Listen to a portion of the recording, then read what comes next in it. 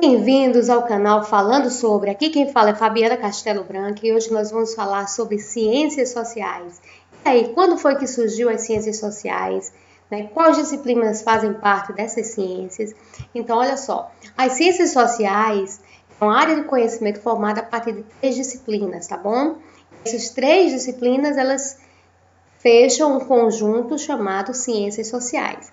E que disciplinas são essas? Essas disciplinas, elas é a antropologia, a ciência política e a sociologia, e elas buscam compreender a realidade e propor soluções a inúmeros problemas e conflitos que existem em nossa sociedade, tá bom?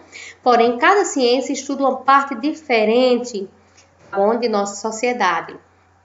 Também a antropologia é a parte das ciências sociais que estuda os fenômenos culturais, tá bom? Tudo aquilo que tem a ver com cultura, com povos, com características étnicas, é base de estudo da antropologia. Já a ciência política, ela estuda as relações de poder e as instituições políticas, tá bom? Quando você vai falar de tipos de Estado, de tipos de organizações políticas, partidos políticos, líderes políticos, você está tratando de ciência política. Já a sociologia, a ciência que a gente estuda no ensino médio, certo? O que é que ela faz? Ela analisa as relações e as estruturas sociais, mas principalmente a relação existente entre indivíduo e sociedade, tá bom? E aí, o que é sociologia, Sociologia vem da palavra socius, do latim, que quer dizer sócio ou companheiro, e logos, vem do grego, que quer dizer estudo, tá bom? Então, o que seria sociologia? Seria o estudo da associação ou o estudo da sociedade, aquela ciência que vem estudar a nossa sociedade, tá bom? Então, isso seria um conceito assim mais rápido, mais curto de sociologia, tá bom? Mas quando foi que surgiu a sociologia, Ela surge a partir de 4 fatores, As transformações da sociedade europeia no século 18 e 19, principalmente o final da desagregação da sociedade feudal e consolidação do meio de produção capitalista. A gente sabe que anteriormente, o período feudal, o que é que se existia? Se existia o trabalho no campo, tá bom? E o que a gente chama de contrato, entre servo e senhor feudal, não é isso? A vassalagem. E aí o que é que acontece? A gente sabe que é justamente como tem nesse quadrinho aí, ó só. E o servo? O servo é esse que tem a vida presa à terra, E aí chega o senhor, vem dar obrigações para o servo, Ó, deixa você usar minha terra, em troca eu dou proteção militar para você, um local para você morar e algumas coisas, Dentre elas uma parte para da produção que ele fez para alimentação, Mas em troca, o que é que o servo queria? Que o servo trabalhasse para ele, certo? Desse a maior parte da produção, pagasse por tudo que usasse, o servo ainda tinha direitos, ou o servo não, me desculpe, o senhor feudal ainda tinha direitos sobre desposar os filhos do servo, se ele assim quisesse, tá certo? E além disso, o servo ainda tinha que pagar o quê? A igreja, o dízimo. E aí, o que é que sobrava para o servo? Quase nada, tá bem? E aí, aqui do ladinho, nesse localzinho aqui, ó, vocês estão vendo aí o mouse, a gente vê como se dava essa estrutura social, Embaixo o servo, depois a nobreza, em cima o clero, tá bom? Era assim que se dava esse tipo de trabalho, de composição trabalhista no período feudal, tá bem? Outra característica que vai influenciar também, tá bom? A nova existência da sociologia, dessas ciências humanas, que as ciências humanas só surge a partir desse ponto, é a partir dessas 4 transformações que eu vou citar agora, que eu já citei, a queda do período feudal, que faz o quê? Que faz com que surja a necessidade de uma ciência que venha explicar as problemáticas que está surgindo, tá bom? E que não teria ciência nenhuma para explicar. E aí surge a necessidade das ciências sociais, da sociologia, para vir tentar explicar e tentar resolver essa problemática, tá bom? A Revolução Francesa também foi um dos fatores que impulsionou o surgimento das ciências sociais, tá bom? Por quê? Porque a Revolução Francesa, ela causou instabilidade política e econômica, gerando também o que? Problemas sociais. Nesse período, o que é que acontece? Né? No período da Revolução Francesa, onde se estabelece o Estado liberal e a queda do Estado absolutista. A gente vê aí na foto, né? Quando cortam a cabeça do Luís XVI, né? Esse o rei da França, mostrando a simbologia para dizer que o Estado absolutista não existe mais, tá bom? E aí, frente a isso, houve bastante miséria, as pessoas saem do campo para as cidades, então surgem muitas problemáticas, né? Aí não existe mais um poder político como tinha anteriormente, né? Ou surge o poder da burguesia, também, e também a própria economia, ela começa a ser vista de forma diferenciada, porque começa a se separar o que é o público e a questão do privado, tá bom? E outro fator também importante é a Revolução Industrial, que também surge nesse mesmo período. Né? O que é que acontece? Com a Revolução Industrial, né, ocorre o crescimento das populações dos centros urbanos, ou seja, as pessoas saem do campo onde trabalhavam lá para os senhores feudais e vão trabalhar agora onde? Nas indústrias, né? E aí o que é que acontece? As pessoas não têm casa para morar, nem sempre conseguem trabalho, então o que é que acontece? Começa a criação de favela, pobreza, suicídio, aumenta a criminalidade, porque nem todos vão conseguir emprego. Algumas pessoas, para conseguir sobreviver, vão se prostituir, outras vão utilizar das drogas, do álcool, né? Então, tudo isso vai gerando vários problemas sociais, tá bom? E, por fim, o último fator, tá bem? Aí é a sugestão de 2 filmes, tá certo? Que tratam a Revolução Industrial, tá bom?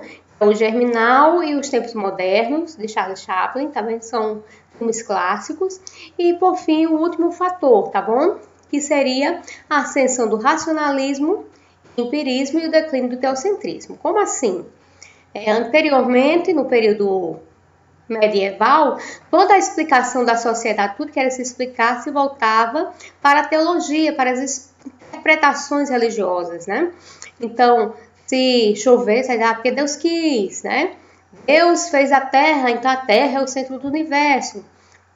Então, a partir da ascensão do racionalismo, da filosofia, né, que surge também dentro desse mesmo período, e aí busca-se o quê? A experiência, o empirismo, para se comprovar justamente o que se está pensando. Então, as interpretações religiosas, elas deixam de ter poder, né? Que até no período medieval eles tinham bastante poder, e a gente sabe que muitas pessoas que iam contra as ideias da igreja terminavam sendo queimadas como hereges, né?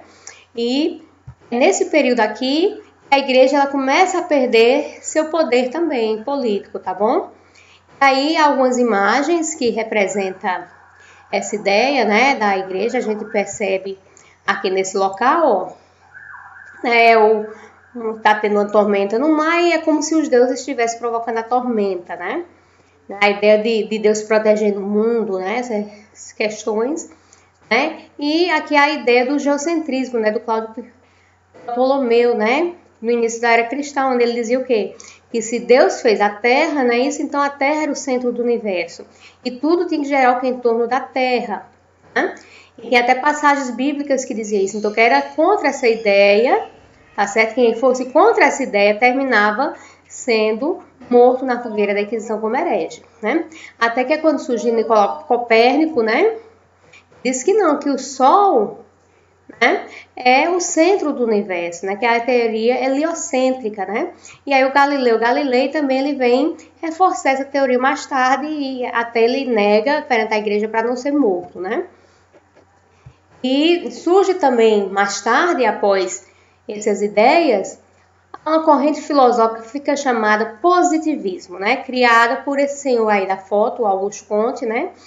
Ele viveu de 1798 a 1857, que é considerado o pai do positivismo, ou seja, a pessoa que iniciou, que fundou essa corrente filosófica, tá bom? Essa corrente filosófica ela surgiu na França no século XIX, né?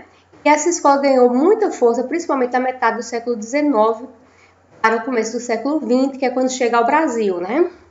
Quando a gente fala do lema da nossa bandeira, ordem e progresso, né?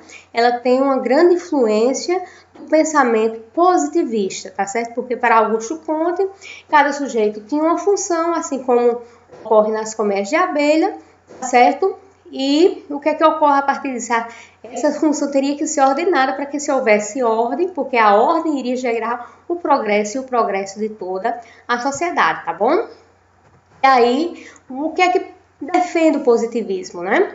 Ela defende a ideia que o conhecimento científico é a única forma de conhecimento verdadeiro, tá certo? Por quê? Porque o conhecimento científico ele pode ser comprovado através de quê? De métodos científicos válidos.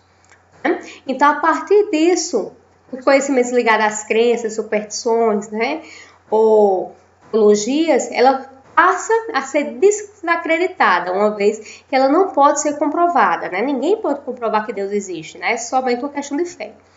Então, para eles, para os positivistas, o progresso da humanidade depende muito exclusivamente dos avanços científicos, tá bem? E esses avanços científicos estariam ligados ao quê? Justamente à comprovação científica através da utilização de métodos científicos válidos, tá bom? Aí a sugestão de alguns filmes que traz um pouco disso, né? O Kon-Tiki e o Físico, que vem mostrar o surgimento, né? Entre esse pensamento científico, como ele começa a surgir, sai desse pensamento de superstição, tá bom? E mais na frente o Augusto Conte também ele vem criar o que ele chama de lei dos 3 estados ou estágios, tá bom? Então o que é que ele diz nessas leis? Ele diz que a humanidade, né, ela evoluiu intelectualmente assim como a sociedade evoluiu. Como assim? Ou seja, as pessoas, quando elas começam a pensar sobre determinada coisa, elas seguem um certo rigor de pensamento. E a sociedade segue esse mesmo rigor, que passaria por 3 estágios ou estágios. Primeiramente, o estado teológico, depois o estado metafísico e, por fim, o estado positivo, tá bom? Mas o que seria cada um desses estágios, tá bom? Segundo o Augusto Conte, o estado teológico é justamente aquele primeiro momento onde as pessoas tentam explicar as questões sociais, utilizando principalmente as questões do sobrenatural, da religião de Deus. Eu vou explicar a criação do mundo, como o mundo surgiu através da religião. Então, uma doença ela é uma peste é vista como um castigo divino, tá certo?